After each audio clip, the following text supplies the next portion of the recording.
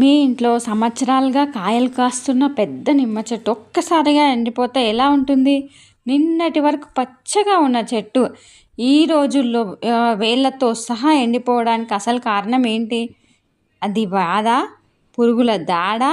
లేదా మనం చేసే చిన్న పొరపాటా? ఈరోజు ఈ వీడియోలో నిమ్మ చెట్టు ఎందుకు అకస్మాత్తుగా చనిపోతుందో, దాన్ని ఎలా కాపాడుకోవాలో పూర్తిగా తెలుసుకుందాం.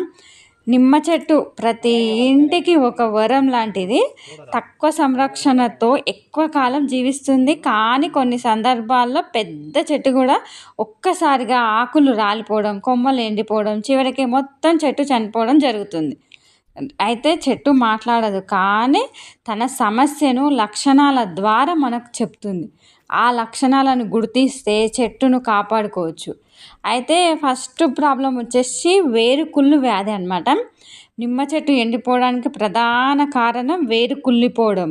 అంటే ఎట్లుంటాయి లక్షణాలు అనేది చాలామందికి డౌట్లు. వేరు కుళ్ళినప్పుడు ఆకులు పసుపు రంగులోకి మారుతాయి, కొత్త చిగుళ్ళు రావు, అసలు కాయలు చిన్న చిన్నగా ఉంటాయి, చెట్టు నెమ్మదిగా ఎండిపోతుంది. అసలు కారణాలు ఏంటివంటే మొక్క చుట్టూ నీరు ఎక్కువగా నిల్వ ఉండడం, శిలీంధ్రాలు అంటే ఫంగస్ వేళ్ళను నాశనం చేస్తుంటాయి, అందువలన వేరుకుళ్ళు తెగుళ్ళు వస్తాయి అన్నమాట. నీరు ఎక్కువ నిల్వ ఉండకుండా చూసుకోవాలి ఎప్పుడు నిమ్మ చెట్టు దగ్గర. ఇక నేలలో డ్రైనేజ్ అయితే బాగుండాలి. అంటే మనం ఎవరు ఎక్కువ నీళ్ళు పోస్తే అది వేరే సైడ్ వెళ్ళిపోయేటట్టు ఉండాలన్నమాట. ఇంకా మనమైతే ఎప్పుడు ఇదొకటి బాగా గుర్తుపెట్టుకోవాలి. వేపపిండి మాత్రం మంచిగా వేయాలి ఎప్పుడు ఈ నిమ్మ చెట్టుకు అనమాట. బాగా పెట్టుకోవాలి. ఇంకొకటి డ్రైకోడెర్మా కలపాలన్నమాట. ఇకపోతే ఇది ఇంకైతే గమ్ వ్యాధి వస్తుంది అనమాట నిమ్మ చెట్టుకి. ఇంకొకటి ఏంటంటే గమ్ వ్యాధి రావడం అనమాట. ఇది నిమ్మ చెట్లలో అత్యంత ప్రమాదకరమైన వ్యాధి. ఇక దాని లక్షణాలు ఎట్లా ఉంటాయి అంటే కాండం నుంచి జిగురు లాంటి పదార్థము బయటకు రావడం, బెరడు పగిలిపోవడం, ఆకులు ఎండిపోవడము, మొత్తం చెట్టు బలహీనపడము, ఇవి నిమ్మ చెట్టు యొక్క గమ్ము వ్యాధి లక్షణాలు అన్నమాట. ఇక కారణం ఏంటి, ఎందుకు అసలు గమ్ము వ్యాధి వస్తుంది అంటే ఫంగస్ దాడి వలన వస్తుంది అనమాట. మరి దీన్ని ఎట్లా నివారించాలి అంటే వ్యాధి ఉన్న బెరడుని ఎప్పటికప్పుడు తొలగించాలి. ఆ వ్యాధి వచ్చిన సైడ్ కట్ చేస్తూ ఉండాలి. ఇక బోటో పేస్ట్ పూయాలన్నమాట. ఇకపోతే కాండం చుట్టూ నీరు నిలవకుండా చూసుకోవాలి. ఇది చేస్తే ఈ గమ్ వ్యాధి తగ్గుతుంది. ఇంకొకటి ఏంటంటే తెల్ల చీమల దాడి ఎక్కువగా ఉంటుంది ఈ నిమ్మ చెట్లకు. మరి దాన్ని ఎట్లా నివారించాలంటే చాలామంది గుర్తించని ఇది కారణం అనమాట. లక్షణాలు ఎట్లుంటాయంటే బయటికి చెట్టు బాగానే కనిపిస్తుంది, కానీ లోపల మాత్రం వేళ్ళు కాండం తినేస్తూ ఉంటుంది. ఒక్కసారిగా మొత్తం చెట్టు కూలిపోతుంది. ఇది కొంచెము గుర్తించడం కష్టము.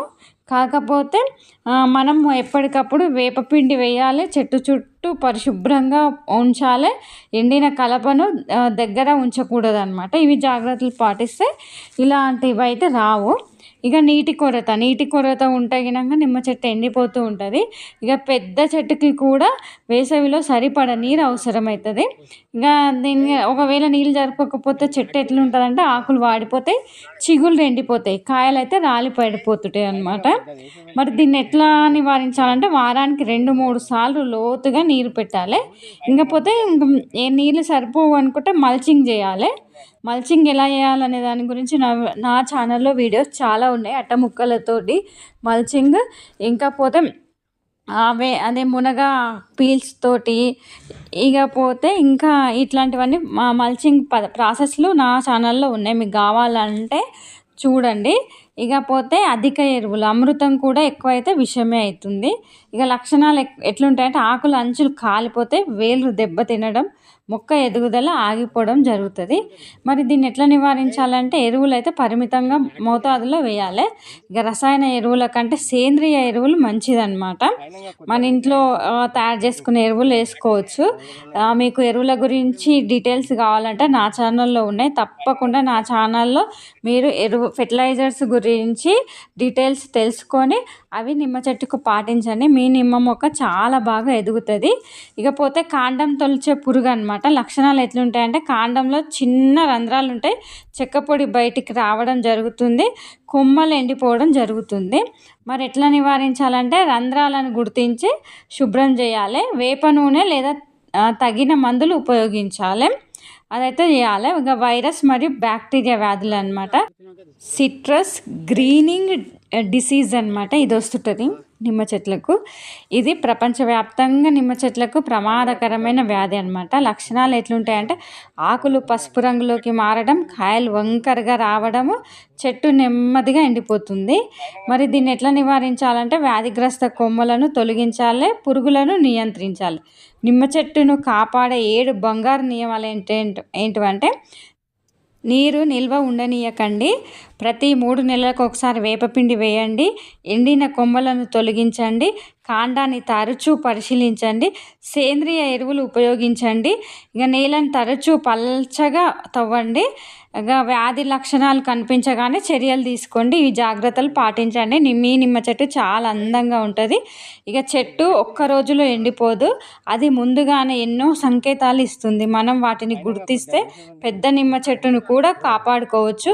వేళ్ళు ఆరోగ్యంగా ఉంటే చెట్టు ఆరోగ్యంగా ఉంటుంది, వేళ్ళు బలంగా ఉంటే వృక్షం బలంగా ఉంటుంది. మీ నిమ్మ చెట్టులో ఏ లక్షణాలు కనిపిస్తున్నాయో కామెంట్ రూపంలో చెప్పండి. వాటికి సరి అయిన పరిష్కారము కూడా నేను తెలియజేస్తాను. ఈ వీడియో నచ్చితే లైక్ చేయండి, షేర్ చేయండి. మా గార్డెనింగ్ కుటుంబంలో చేరేందుకు సబ్స్క్రైబ్ చేసుకోవడం మాత్రం మర్చిపోవద్దు. Thank you so much.